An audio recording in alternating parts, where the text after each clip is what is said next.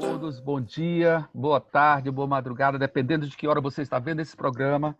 Aqui é o Zoada Certa, um programa que está na plataforma do VizzTube, para todos vocês verem e conhecerem o nosso personagem do dia, Plínio Leitão Neto.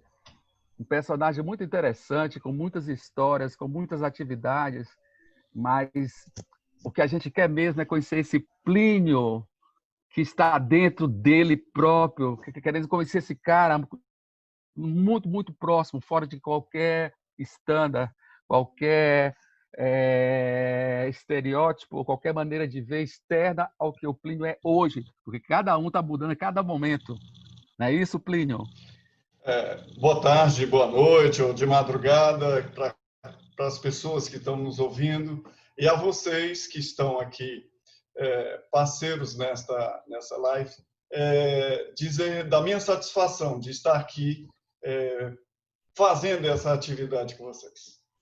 É um prazer todo nosso e com a gente está o nosso caro amigo Joatan Freitas, que também vai participar da entrevista do Plínio. Como é que está aí, Joatan? Tudo bem contigo?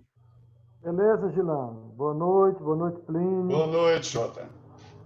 É bom Plínio. estar aqui com vocês. O prazer é nosso, Joatan.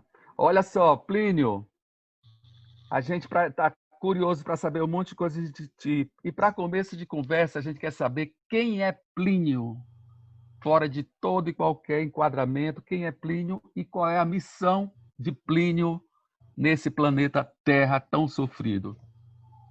Pronto, a pergunta é difícil de definir, mas para entender, Plínio é uma pessoa da periferia, de uma cidade da periferia de sua região, da periferia do país que está, e o país é da periferia do mundo. Então, Plínio é uma pessoa da periferia, né? Então, se você avaliar, todos nós estamos na periferia em todo ou qualquer momento. Mas Plínio é um sexagenário que está em confinamento neste momento. Chegou no Conjunto Ceará com 19 anos, em 1979. 2 anos depois entrou na Faculdade de Direito, foi um dos primeiros a fazer isto aqui no bairro. E em 85 se formou. Em 81 também, Plínio começou as atividades trabalhando. Plínio é uma pessoa que trabalha desde os 12 anos de idade, pode ver no meu currículo Lattes, todo esse percurso. Portanto, 60 menos 12, né? São 48 anos trabalhando. E isto é uma coisa. E Plínio viveu uma vida meio conturbada, porque nasceu da barriga de uma vereadora e foi filho de um prefeito. Então, imagine Plínio na infância e nascendo assim. A partir daí, este Plínio, com 6 anos de idade, vê o pai sendo perseguido pela ditadura militar, ele sendo prefeito, e ao terminar o seu mandato de prefeito, ele era coletor. Eles começam a mudar ele de perto do Pará. 2 meses depois, mudava de posição para perto do Mato Grosso. E ficava nessa coisa até que meu pai ficou muito maluco lá e veio para o Ceará. Meu pai é cearense, minha mãe é cearense, mas estou falando desse local onde ele foi prefeito e a minha mãe vereadora, a cidade de Fazenda Nova, onde eu nasci, em Goiás. Aos 10 anos de idade, viemos para o Ceará, retornando devido a essa perseguição que meu pai tinha, lá, principalmente de sargentos do Exército, etc. Porque ele e a minha mãe eram fichados no DOI-CODE, quando meu pai batalhou no Partido Comunista em São Paulo, e ele foi trabalhar com as ligas camponesas. O que acontece? Eu estou falando desse aspecto para entender todo o retorno para o Ceará. E ele pega, e neste momento que ele está lá no interior de São Paulo, fazendo o trabalho dele, ele resolve fazer um aniversário de Carlos Prestes em praça pública. Carlos Prestes já preso. E ele foi preso pela Lei de Segurança Nacional, e Arnaud Chateaubriand, que era irmão de Assis Chateaubriand, fez um jeito dele ir para Goiás para sair do problema lá que estava. Chegando em Goiás, ele foi para o interior, a mando do governador, e aí se tornou político. Em 1970, nós retornamos para o Ceará. Tínhamos fazenda, tínhamos todo um patrimônio, e ele deixou tudo lá. Ele ficou com problemas mentais mesmo, de perseguição desse problema, e ele deixou até o emprego. Foi colocado como abandono de emprego, como funcionário da Cefaz lá. E nós viemos aqui passar as dificuldades, viver da bondade dos parentes, e ele entrou em profunda depressão depois disso, e isso começou a gente a ter de trabalhar, a ter de começar. Por isso que Plínio começou com 12 anos a trabalhar para pagar o seu colégio. Plínio, toda essa história tua, toda essa biografia super interessante de pais ativistas políticos que tiveram que se exilar no Ceará, todas essas dificuldades, né, existenciais que seu pai passou por conta da perseguição e tudo mais, né? Aí vem a segunda pergunta que eu te fiz. Como é que você se vê hoje no Brasil e qual é o seu papel, sua função, sua missão, sua visão de mundo para esse enfrentamento que está aí posto? O Plínio atual é um Plínio que está com pequenas ferramentas para fazer qualquer coisa. Nós já tivemos momentos muito mais fortes e fantásticos de você tentar mudar um pouco as coisas que estão aí, né? O Conjunto Ceará, pelo seu sofrimento, pelas suas dificuldades, foi um celeiro, foi um campo fértil para a gente trabalhar as atividades comunitárias, as lutas de organização da sociedade pós-ditadura militar. E isto foi, de certa forma, galgado por passos inteligentes e capazes, não digo nosso, mas da comunidade em si, que pegou e fez do nosso bairro o mais gritante, o mais que criava confusão em Fortaleza.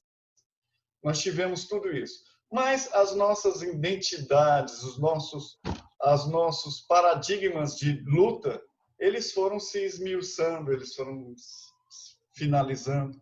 E hoje nós estamos com paradigmas de lutas gerais, identitárias, etc., porque nós estamos num período de transformação, e isso faz com que tenhamos de ter uma noção clara do paradigma a ser seguido. O que nós podemos lutar para uma humanidade melhor? O que podemos lutar para que o trabalhador, que indevidamente é chamado de colaborador, isso aí foi vamos dizer assim, foi um golpe que foi dado. Invencionismo, né? Não, invencionismo não, é uma forma do empresário dizer, diminuir, descategorizar, né? Tire você você não é trabalhador, você é colaborador, né? Então, essas coisas. E o Plínio é esta pessoa que está aqui na periferia, formou-se mais porque, vamos dizer assim, para garantir um emprego na década de 80 e sem muitas oportunidades, passou-se 10 anos da vida trabalhando em emprego público, né? E isso atrapalhou muito esse momento, né?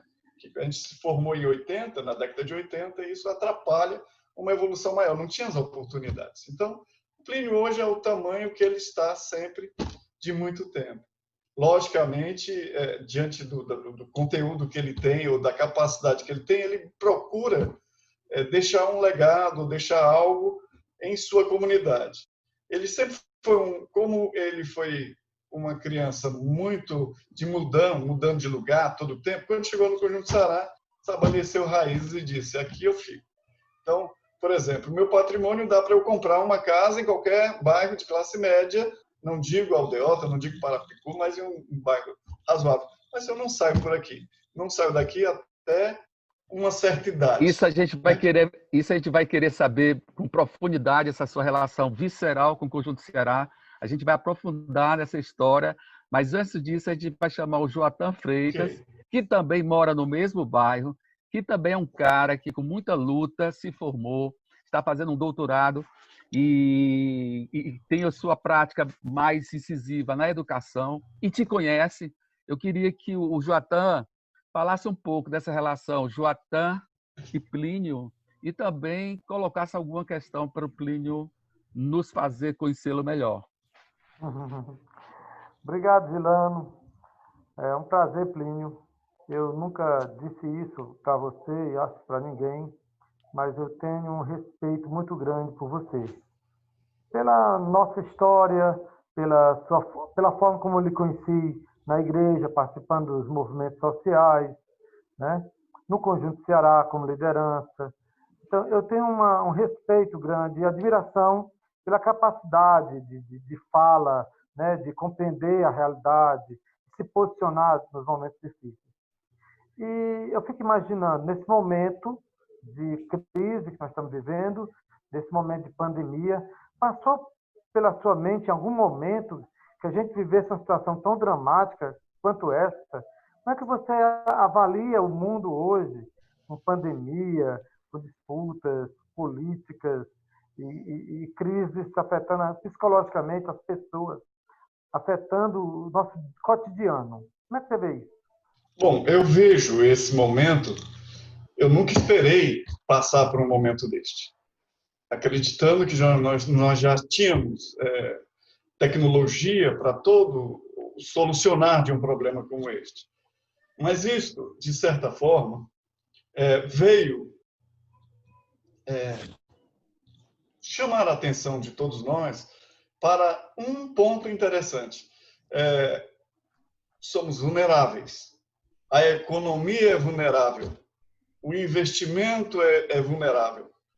No mundo onde a jogatina é que impera, onde a criptomoedas é que impera, onde as bolsas de valores é que impera, em que os bilionários dizem: nós não precisamos dos 7 bilhões de pessoas ou 8 bilhões de pessoas, precisamos só de 600 milhões para manter o nosso ganho e nossa forma de pensar, nossa forma de agir. Então, nós temos este ponto muito interessante e espero que a sociedade consiga, porque as pessoas não entendem que um coronavírus 20 está vindo aí. Então, não adianta a estrutura de poder voltar ao que estava antes, a estrutura econômica voltar ao que era antes, o formato, todo ele da forma anterior, porque nós vimos a vulnerabilidade, principalmente no momento em que a gente está fazendo mutações genéticas em laboratório. E isso aí é plausível. Coisa é certa. Eu creio que eu estou falando de forma global, já tá? Forma mundial. Eu penso que a atenção a quem tem diabetes, não deixar que a indústria de farmácia, da farmacêutica, viva à custa do doente diabético, à custa do doente de pressão alta, à custa... Quer dizer, vamos acabar com essas máfias tecnológicas mundiais e vamos curar diabetes, vamos curar hipertensão, vamos curar outras doenças baseado no coronavírus, no Covid-19. Então, eu tenho a esperança desta evolução, né? Porque o certo é, desligaram a luz, e vai desligar outras vezes agora. E a gente precisa ter uma estrutura nova. Tudo bem, pode ser até uma definição de uma sequencial de DNA que resolva vacinas rapidamente, mas é uma situação. Agora, ao nível do Brasil, nós estamos aí vendo algo que ninguém, eu acho que nenhum escritor de novela ou qualquer outra coisa poderia pensar, né? Porque é como o The Guardian. Eu leio todo dia eu leio o New York Times, o Washington Post, o Le Figaro, e isto tudo me leva a ver, né? Algumas coisas não novas. É saber, por exemplo, que se você pegar as matérias do Washington Post, falando de Trump, falando dos problemas do sistema de saúde de lá, falando da subnotificação, falando da briga dos governadores. Você só muda o SCA para Brasil. Então, é um problema transportado, nós estamos com um problema sério. Diante da esquerda, entenda, a guerra entre trabalhadores e empregadores, essa guerra ela está sendo mudada para guerra entre informatização, robotização, o capital, eu sempre digo isso, o capital, todos nós somos capitalistas. Você é capitalista, todos nós somos. Porque o capital está na parte mais antiga do cérebro. O que quer dizer isso? É instintivo você acumular. É instintivo você proteger o que é seu. É instintivo você proteger os seus filhos primeiro do que o filho do outro. Agora, o córtex, a parte mais moderna do cérebro, ela é socialista. Ela é racional. Ela está aí. Então, numa crise, a tensão é voltar ao primitivo, ao cérebro primitivo. Né? Então, você vê essa briga eterna e as nossas referências que nós tínhamos no passado não existem mais. Nós não estamos discutindo mais salário trabalhador, porque eles desempregam, manda o computador substituir, manda... Então, nós temos de ver quais são as novas referências de luta que nós precisamos ter. E no Brasil, é pior ainda, nós estamos com um sujeito do século XX, da década de 20. O problema do Bolsonaro, do Brasil, por causa do Bolsonaro, é um só. O cara é burro. O cara simplesmente ele tem síndrome de pânico, se você não perceber isso. Qualquer presidente andava com 4, 6 seguranças. Ele anda com 15. Ele tem medo, tem uma relação visceral com os filhos, que isso aí tem alguma coisa para aprovar. E o pior é a mídia, nossa mídia, que está aí dando a entender que está ganhando espaço, né? Que está favorecendo. Mas eu só acredito nessa mídia a partir do momento em que o Paulo Guedes começa a ser esculhambado. Que aí sim. Mas elas estão protegendo o Paulo Guedes. Você vê que ninguém fala mal do Paulo Guedes. Então, Plínio, pegar desse teu gancho aí, Plínio, você falando que o Bolsonaro é burro, eu concordo contigo plenamente, e até acrescento que graças a Deus ele é burro. Graças a Deus. Porque se ele fosse um cara competente, inteligente, maquiavélico, a Globo estava com ele, os banqueiros estavam com ele, estava todo mundo com ele, estava tudo dominado, concorda? Concordo. Então, assim, a gente levou muita sorte em pegar um pretenso ditador incompetente e que formou uma equipe muito mais incompetente ainda. E sempre o que eu trago à luz não é o problema Bolsonaro. Para mim, o problema são os seguidores do Bolsonaro.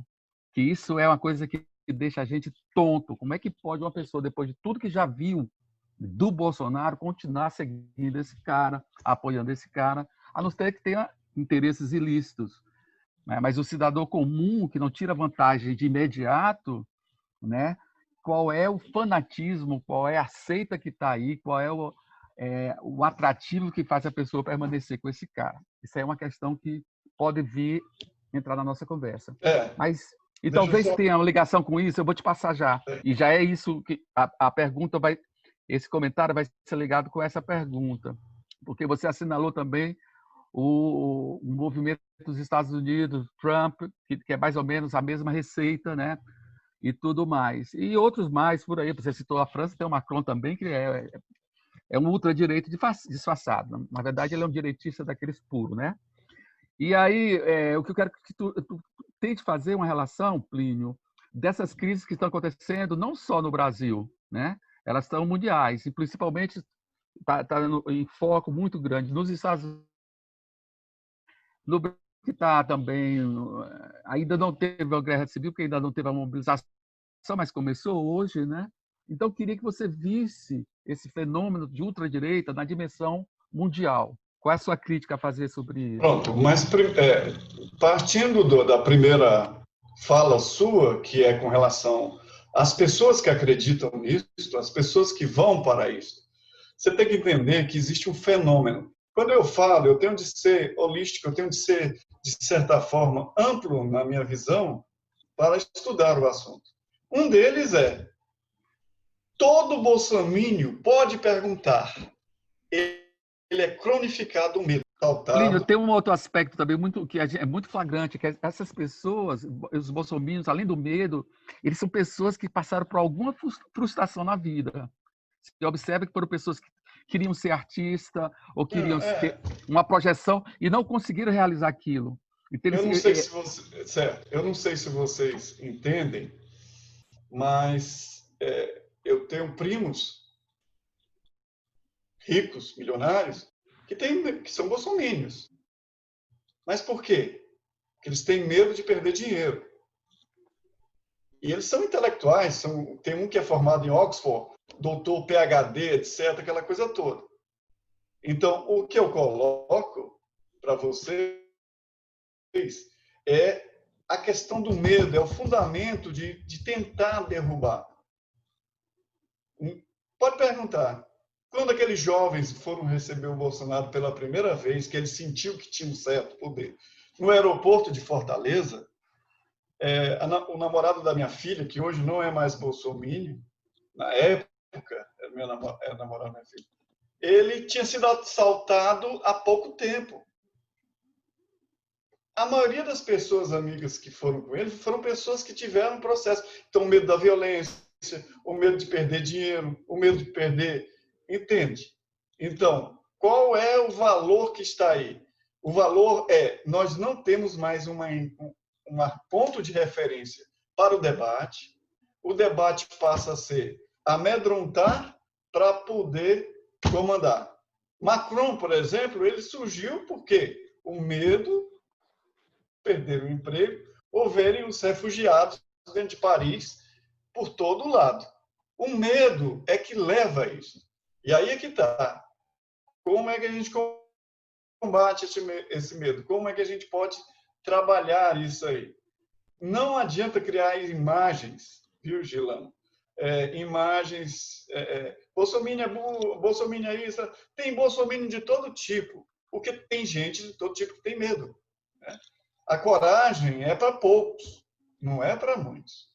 Então, eu vejo que a Covid foi, sei lá, foi algo que aconteceu para uma reflexão.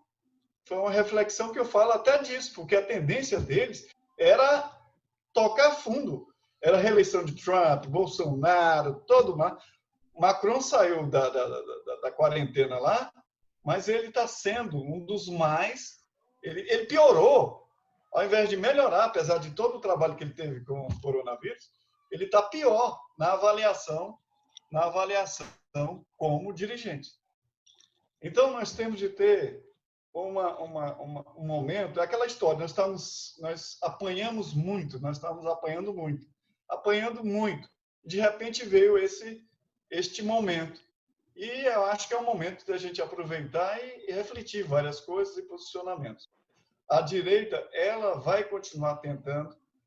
No Brasil, a direita não está visível no Brasil, a direita democrática. Existem uns doidinhos aí, né, que com o medo que tem, com a dificuldade que tem, com as coisas que tem, acreditam em fatos. Você tem que entender, quando eu falo medo, você tem que entender religião, você tem que entender política, você tem que entender situação.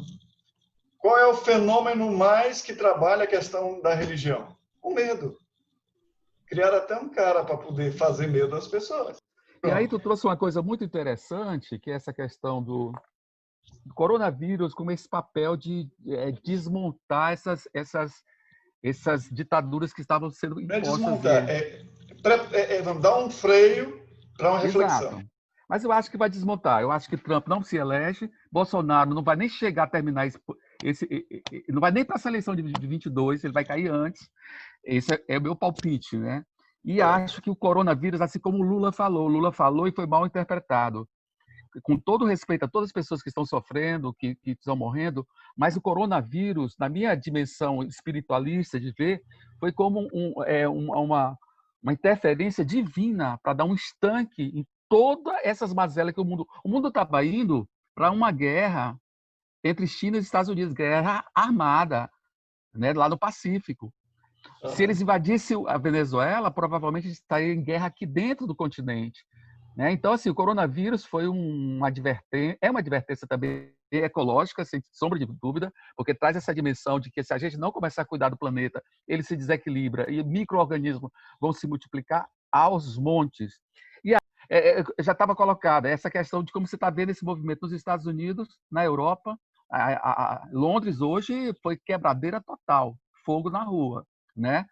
Lá em Paris também está muita convulsão social. No Brasil, essa situação de erupção de várias micro-revoluções, até macro-revoluções. Os Estados Unidos é macro, no planeta. Como é que tu vê isso, Plínio? A questão que começou nos Estados Unidos, você tem uma questão histórica, e como operador de direito, eu posso colocar para vocês uma situação. Quando Abraham Lincoln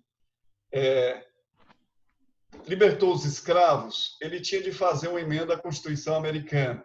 E foi uma discussão muito grande. E eles colocaram, porque a proposta era os negros são iguais aos brancos. Esta era a proposta. Mas houve uma discussão e colocou os negros são iguais conforme a lei. Ora, quem faz a lei? É o branco. Você entende? Essa coisa de dizer assim, somos iguais conforme a lei, é uma discriminação. E isto, os Estados Unidos, continua existindo. Aqui, o Brasil tem muita discriminação, muita. Nós estamos no conceito. E a discriminação aqui é contra os negros, contra os índios e contra os povos. 60% da população cearense tem descendência indígena. E as pessoas não conhecem isso. Bom, o que nós temos neste momento? Essa erupção que houve. É isto. São anos de dificuldades. E também um movimento contrário. A cada reação tem cada ação tem uma contra-reação, né? E neste caso, na Europa em si, a Europa viu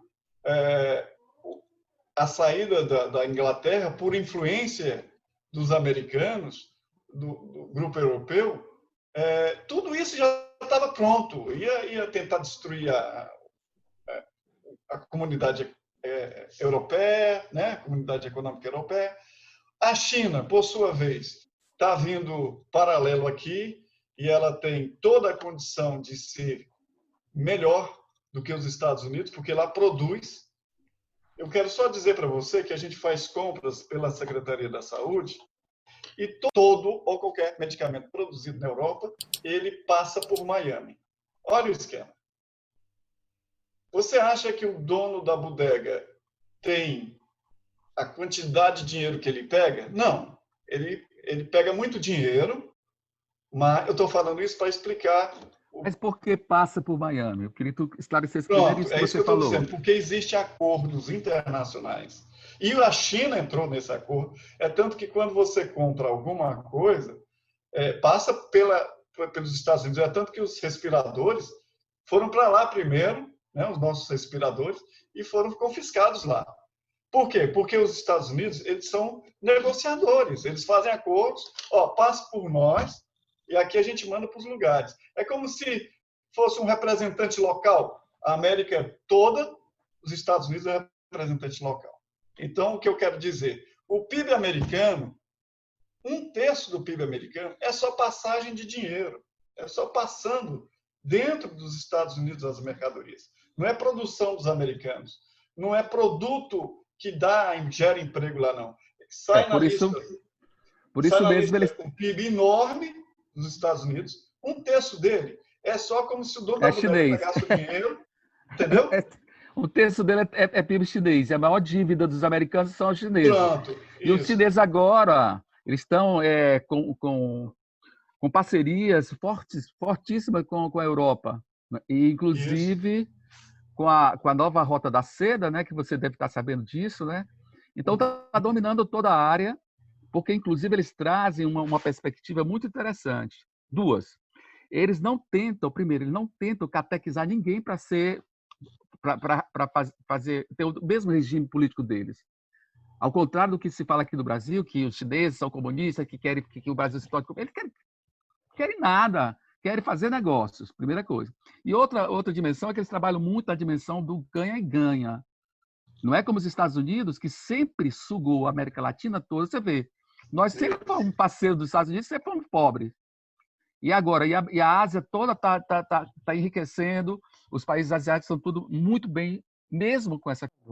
Tem um Mas, minuto, Jatan. Plínio, você tem uma visão com relação à globalização de entender que o desenvolvimento local tem um papel importante na sociedade hoje e no mundo inteiro, né? É só pegar a questão na Espanha, que trabalhou o desenvolvimento local em algumas regiões, e no Brasil, o Conjunto Ceará tem um grande potencial, a gente sabe que nos últimos anos ele se desenvolveu muito, né?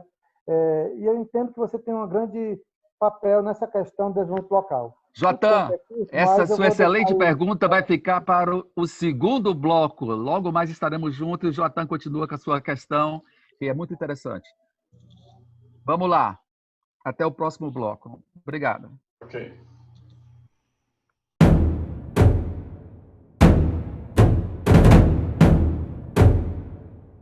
Certa e certíssima zoada. E trazendo o Plínio Leitão Neto para essa conversa próxima, essa conversa que estão muito na pauta das questões atuais. E aí a gente terminou o primeiro bloco com o Joatan fazendo uma pergunta que ele não pôde concluir. E eu volto jogando aí para o Joatan continuar. Joatan, por favor. Olá, Gilane, de novo. Nós estamos vivendo uma crise da globalização, uma crise do capital, das relações sociais. Nosso estilo de vida está sendo questionado no mundo inteiro. Como é que você entende o desenvolvimento local nesse processo de crise que o mundo está vivendo? É possível fazer um desenvolvimento local nessas condições? É possível mudar essas condições a partir de uma visão de desenvolvimento local? Até então, na década de 90, nós tínhamos uma visão de desenvolvimento local como um mecanismo natural de progresso de regiões. E quando você define desenvolvimento local, entendo assim de bairros, né?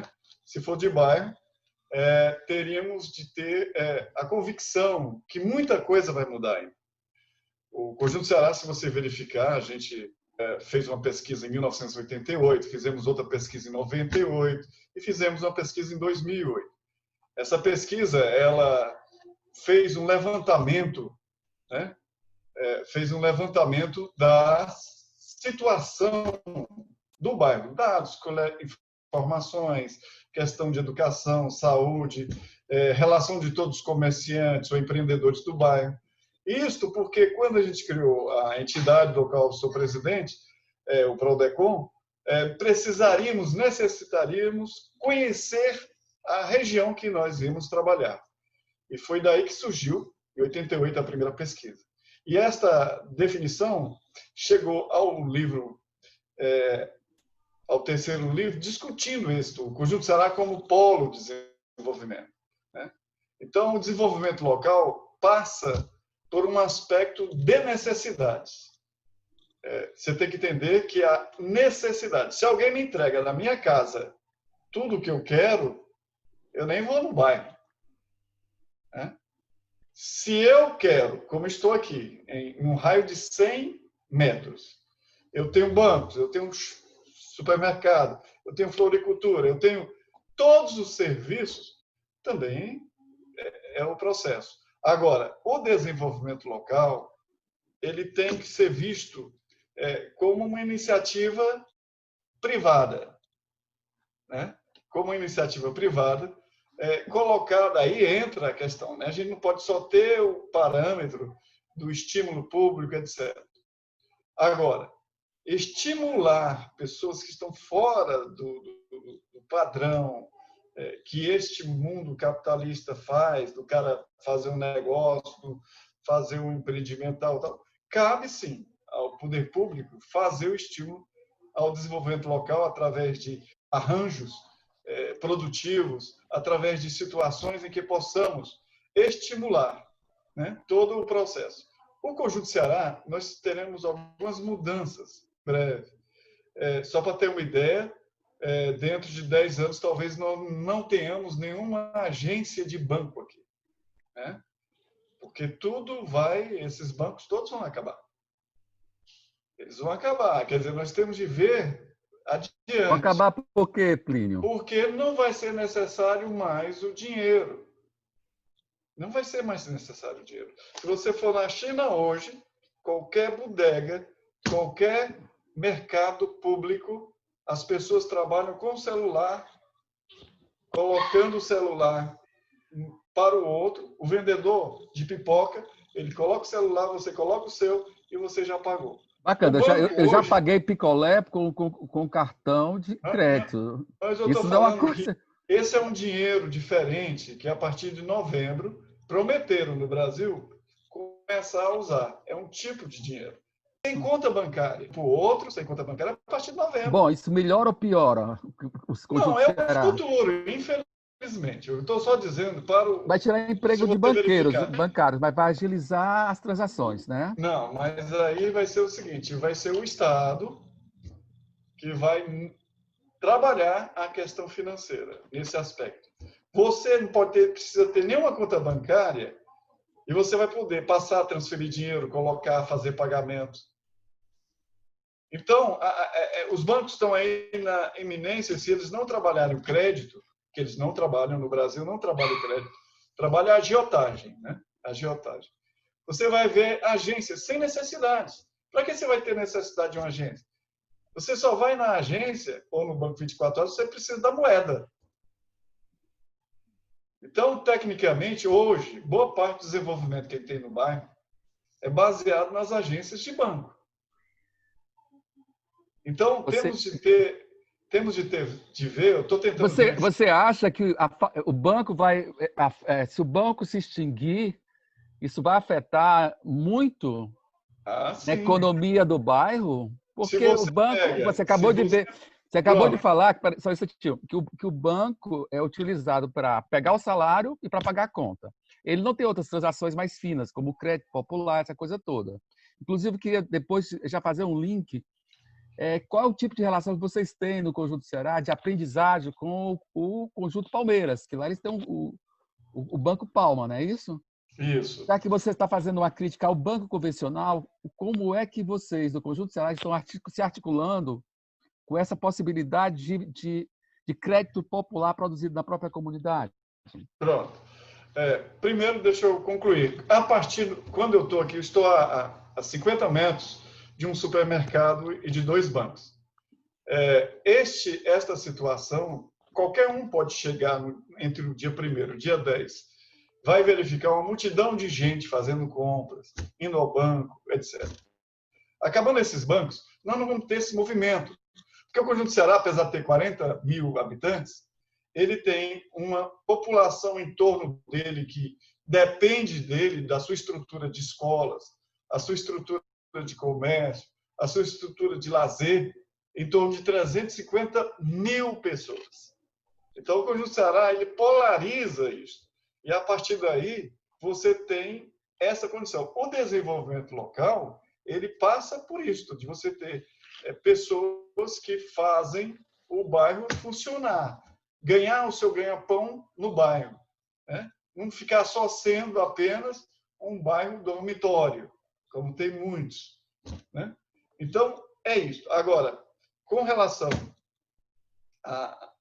ao desenvolvimento local, você falou do Palmas. O Palmas é uma excelente iniciativa, e você sabe por quê? Porque ele gera crédito, né? E ele valoriza o comércio local. Mas isso vai ser possível sem ser moeda, sem ter banco, vai ser tudo... a gente pode gerar isso em Fortaleza inteira, entendeu? A evolução tecnológica de você, através de um celular, ter toda essa condição, vai acontecer. O que interessa a nós, cidadãos comuns, com relação à questão chamada banco, ao sistema financeiro, é que forneçam créditos baratos. Nenhum presidente até agora conseguiu derrubar os 15% do cartão de crédito.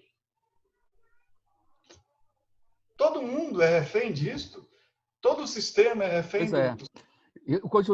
O Banco Palmas está aí há décadas, né? E as pessoas ainda não aprenderam, não se inspiraram e continuam fiéis ao banco, ao sistema bancário, ainda são saudosistas do sistema bancário. Isso é que eu não entendo. Mas é porque a questão da moeda, por exemplo, nos Estados Unidos, não é só dólar que existe. Nos Estados Unidos existem 256 moedas. Justamente locais que trabalham como Banco Palmas, cidades que fazem a sua própria moeda. Por quê? Porque querem se livrar do sistema de agiotagem que existe aí. Agora, o que eu quero dizer é que as tecnologias que vêm aí, a forma de pagamento, elas vão libertar as pessoas de todo tipo de movimento financeiro, etc. Mas não encorajarão, não colocarão o valor do empréstimo. Se você precisa de um dinheiro, você quer pagá-lo. E pagar 2% ao ano. Aqui a gente paga 256 juros sobre juros, chega a 700% ao ano. Esse é o problema. Mas é porque se liberar os juros, o povo fazer muita compra, vai ter inflação? Não. É só fornecer produtos, ficar o mercado funcionando todos. Então, o nosso mais grave problema econômico se chama econômico, no sentido do sistema bancário, são juros. E este ponto é fundamental para você entender que o Banco Palmas, ele tem um fundamento. Você empresta, ele empresta dinheiro também. Aquele dinheiro volta em torno da comunidade. E no futuro poderemos ter vários bancos Palmas no próprio sistema de conversação do celular. Exatamente isso, Plínio, que eu estou atentando, exatamente, depois de décadas dessa experiência do Conjunto Palmas, inclusive copiada de outros países como Bangladesh, outros países da Índia e tudo mais, isso não foi replicado nos bairros de Fortaleza, inclusive no Conjunto Ceará. Mas daí eu já quero puxar para outro assunto, porque foi falado também na questão de uma transferência de um mercado de automóveis da Lagoa da Parangaba para dentro do Conjunto Ceará. Houveram críticas muito acirradas sobre isso e houve também alguma defesa sobre isso. Como é que você avalia isso? Pronto. Eu vejo como um descaso que houve com o nosso bairro por parte das autoridades municipais. Só para ter uma ideia, existe um coordenador de regionais. Esse coordenador de regionais chegou para o prefeito e disse: eu vou resolver o problema. E mandou a turma para cá. Agora eu pergunto, quem é que ganhou com isso? Sempre quando...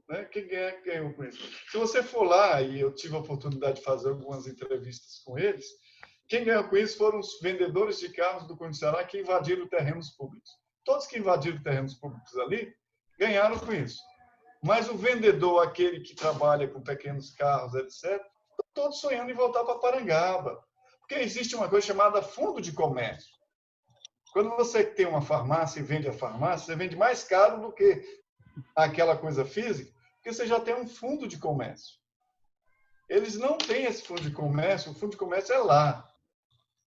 Então, vimos, primeiro, a comunidade agindo, e foi muito bacana a ação da comunidade lutando para que isso não ocorresse. Vimos a organização deles. O que eles tiveram de bom aqui foi invadir terras públicas. Se eles não pudessem invadir terras públicas, já teriam ido embora. Você pega um filé mignon do Conjunto Ceará e divide em pedaços. Está lá. E este é o ponto. Então, eu vejo, tem alguns que acham que isso traz alguma economia para o bairro, alguma situação. Lógico, para mim, pessoalmente, eu condeno severamente esse movimento que houve. Eu queria só fazer um comentário. Eu conheço a feira Conheci a Feira de Parangaba, não conheço a Feira do Conjunto Ceará. Mas seguindo o teu próprio raciocínio, Plínio, né? Qualquer atividade que acrescente e que fixe, e que traga pessoas, principalmente traga pessoas de fora para consumir lá no Conjunto Ceará, ela vai deixar no supermercado, vai deixar no posto de gasolina, vai deixar no banco que você falou, vai deixar no vendedor de picolé, na tapioqueira e tudo mais, né?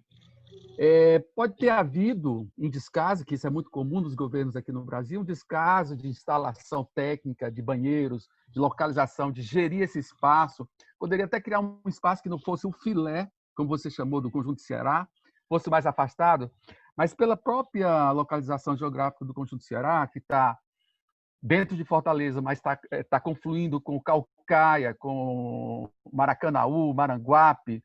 Então, toda a área metropolitana, isso acarreta a venda de carros, que é muitos carros, acarreta um fluxo de pessoas muito grande, dinheiro fluindo ali dentro. Você não considera isso algo positivo? Você nesse momento, falou a tese dos que defendem a Não, feira. Eu acho que a venda de um carro ele não agrega muito valor ao mercado local. Entende? Por exemplo, nesse exato momento, eu estou monitorando, o que tem de carro para ser vendido para eles é muito maior. Então, eles estão lá, pegando pouco dinheiro deles e comprando carros que estão sendo vendidos barato, que vão ficar mais baratos ainda, né? Depois de setembro, outubro, novembro, quando todo mundo estiver sem dinheiro e vai ter essa situação. Eu creio que você fez muito boa, Gila, fez muito boa interpretação de que se fosse um local que não pegasse uma área que é um nascedouro de água, que não fosse em terreno público ocupado, alguém tem que ser responsabilizado. Algum gestor tem que ser responsabilizado. Se fosse a feira num lugar outro, tudo bem, ela não traria tantos danos à questão do bairro. Mas, se você conhecesse, é um buraco e nesse buraco estão os carros. Esse é um ponto. E o cara chega, traz, compra, tu acha que ele vai parar, ele pega o carro e vai embora. O agregar de valor para o bairro não é a mesma coisa de um banco, não é a mesma coisa de uma rede de restaurantes.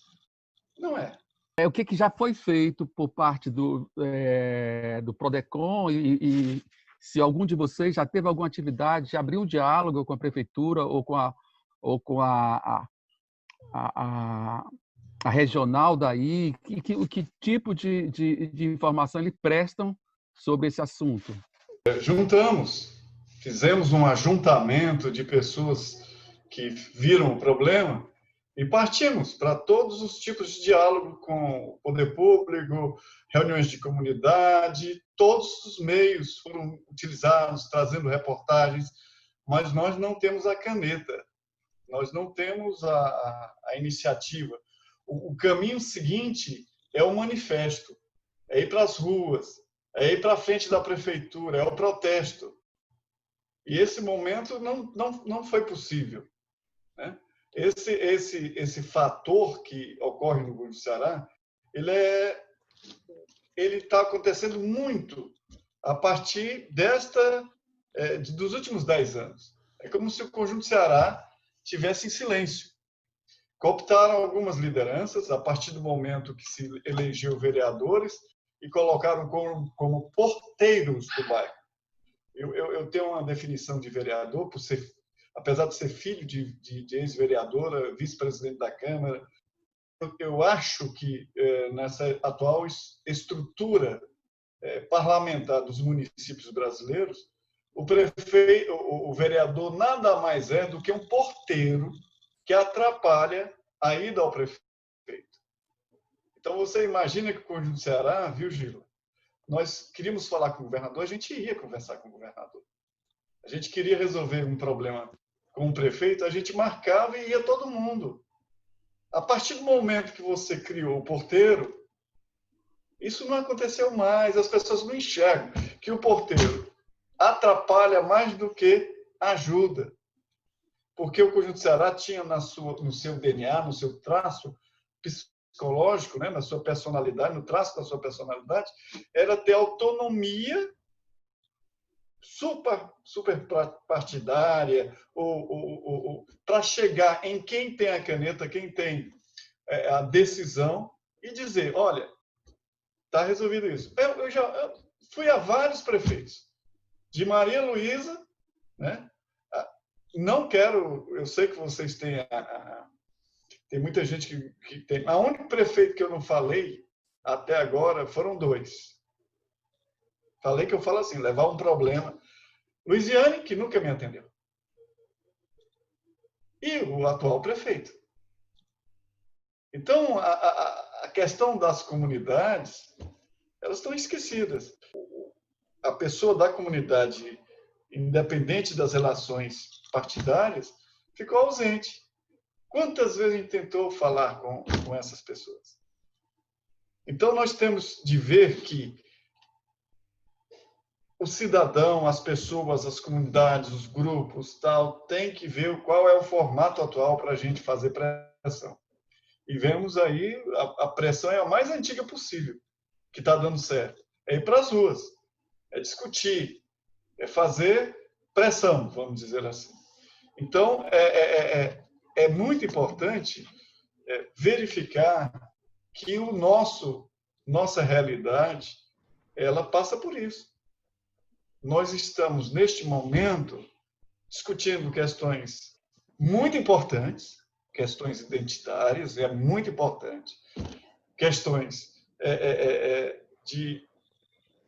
com relação à cultura, é muito importante, mas o movimento comunitário é aquele que você pega o morador comum, que não tem nenhuma ligação com o nosso conteúdo, e mobiliza ele para ele se insurgir contra o problema, isso não existe mais ferramenta. E aí que está o problema. Entende? Pois então, essa criação desse nosso canal é exatamente uma tentativa de dar voz, uma tentativa de atingir o maior número de pessoas possíveis através da internet. E hoje foi muito bacana porque o nosso diretor fez um convite a você para integrar o time, né? E aí você vai ter muito mais espaço do que você já tem, que você usufrui, para levar essas questões. E para a gente polemizá-las também, porque está longe de um consenso, né, esses assuntos. E eu acho que é nessa construção, né, das diferenças e dos diálogos é que se vai se construindo algo. Mas agora a gente queria retomar, Plínio, a essência da nossa entrevista, que é de te conhecer melhor. E a gente, falando dos problemas do Brasil, do mundo e do conjunto do Ceará, a gente se distanciou um pouco. Eu queria saber do teu lado acadêmico. Eu sei que você acabou de fazer um mestrado no Paraguai. E antes de você falar sobre o conteúdo da sua dissertação de mestrado, eu gostaria que você falasse de qual foi sua experiência pessoal de estar em contato com um povo de língua hispânica, né? Um país muito interessante, que é o Paraguai, mas muito discriminado, tem um certo preconceito com o Paraguai, inclusive dizendo que as coisas do Paraguai não prestam. Queria que você fizesse também uma breve análise também de como é a universidade no Paraguai, se realmente tem, digamos assim, qual o diferencial que ela traz e por que essa sua escolha de, ao invés de fazer um mestrado no Brasil, você escolheu o Paraguai. Bom, nós temos no Brasil uns senhores bem idosos, não querendo discriminar os idosos, que eu sou, que gerenciam a CAPES, né? A CAPES. E fazer mestrado e doutorado no Brasil é para uma elite ou para pessoas iluminadas.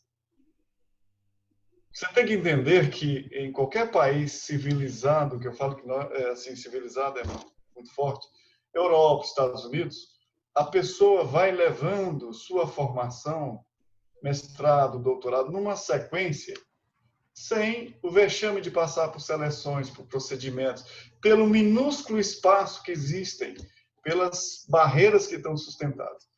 Se você vê qualquer país, França, qualquer um, você vai verificar que fazer um mestrado é muito fácil. Muito fácil. Hoje, por exemplo, o trabalho acadêmico que eu fiz, ele é suportado por qualquer discussão. ele está em formato APA, e isto é muito importante. O mestrado que eu fiz foi num país que eu discriminava, cara. Eu achava que o povo meu, assim, eles são mais evoluídos que nós.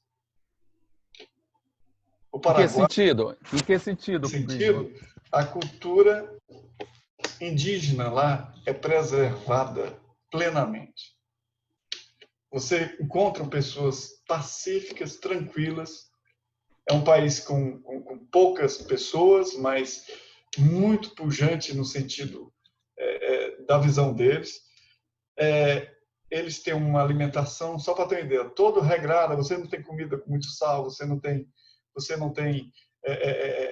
com muito óleo. Tudo é bem regrado a situação. Eu levei minha mulher quando eu fui fazer minha defesa, e tivemos a oportunidade de conviver com outras pessoas, fizemos algumas viagens locais.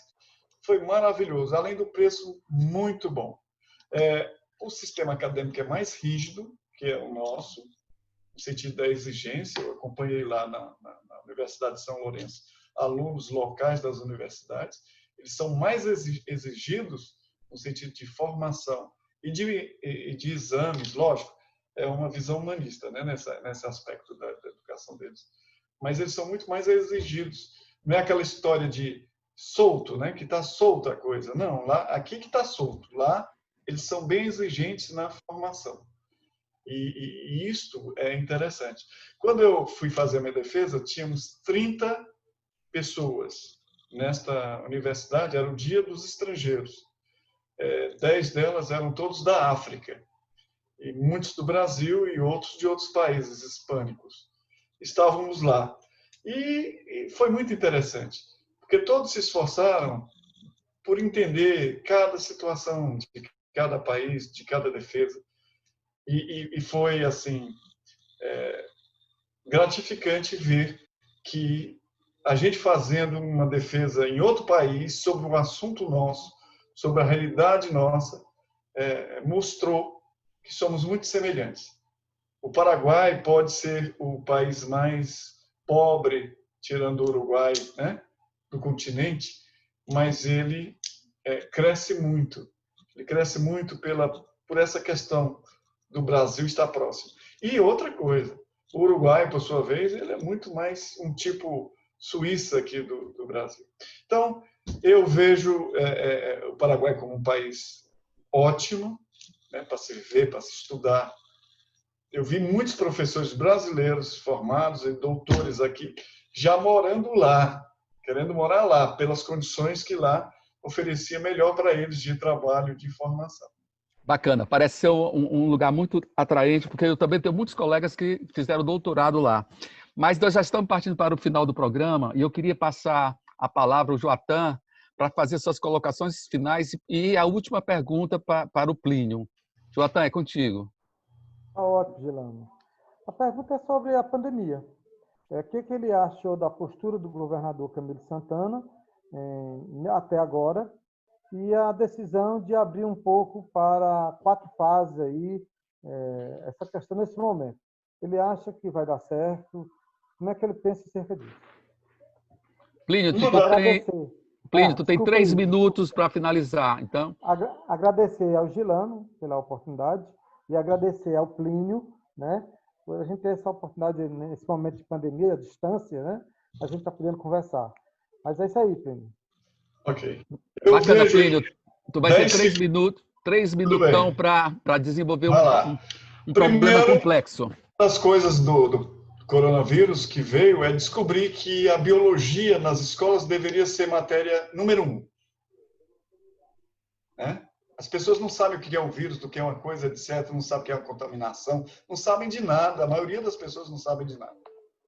E, quanto ao governador, eu creio que o governo do estado do Ceará ele agiu conforme, no primeiro momento, conforme a orientação. O SUS do estado do Ceará sempre foi exemplo. O Sistema Único do Estado do Ceará foi exemplo para o Brasil inteiro. E a vigilância epidemiológica e sanitária do Estado do Ceará foi exemplo também para o Brasil. Então, se nós testamos mais, se nós fazemos a situação, teremos mais casos, etc. os processos foram dentro do padrão. Agora, eu, como Joatan, eu acho que também tem, um grande receio. O governador está tendo uma pressão muito grande do empresariado do Ceará, de Fortaleza, para liberar. E nós ainda estamos com a contaminação acima de 1. E isto é muito perigoso, porque deveriam esperar pelo menos 15 dias para começar qualquer ato nesse sentido. Apesar de lockdown nosso ter sido, de certa forma, um fingimento, né? Porque você tinha lockdown na aldeota, nas saídas de Fortaleza, enquanto o Conjunto Ceará estava estourando de pessoas no meio da rua. Graças a Deus, o uso da máscara tornou-se um hábito, né? E nós teremos, talvez, uma segunda onda. E essa segunda onda vai forçar de novo a fechamentos. A expectativa é só dezembro a gente está tudo ok. Tá? Por quê? Por causa desse conhecimento. As pessoas não conhecem o que é uma contaminação, o que é um vírus, como ele se propaga. Então, a aula de biologia pode ser chata, mas deve ser agora obrigatória como conhecimento de todos nós. Não é para ninguém ficar obsessivo, neurótico, lavando mão toda hora, nada disso. É para entender. Entender o que é uma epidemia, o que é um bloqueio, o que é um lockdown, o que é isso, porque virão outras. E esse é o ponto.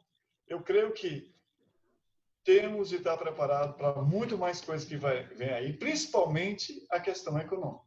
Né? A questão econômica da coisa. Bacana, Plínio. Quero te dizer que eu compartilho com essa tua ideia de que questões da vida humana sejam colocadas na escola com prioridade, inclusive a sociologia, a filosofia, para as pessoas saberem quem são, de onde vieram e para onde irão. E a biologia, sem dúvida, a geografia aplicada, né? A geografia aplicada ao bairro, a geografia aplicada às questões mais próximas das pessoas. E é com essa discussão bacana que a gente teve com Plínio Leitão Neto, com Joatan Freitas e com Gilana Andrade, que a gente encerra mais um Zoada Certa. Muito obrigado pelos ouvintes, os telespectadores, e outros virão. E temos que comemorar hoje que o Plínio agora faz parte do time. Muito obrigado, Plínio. Um abraço, Joatan. Boa noite.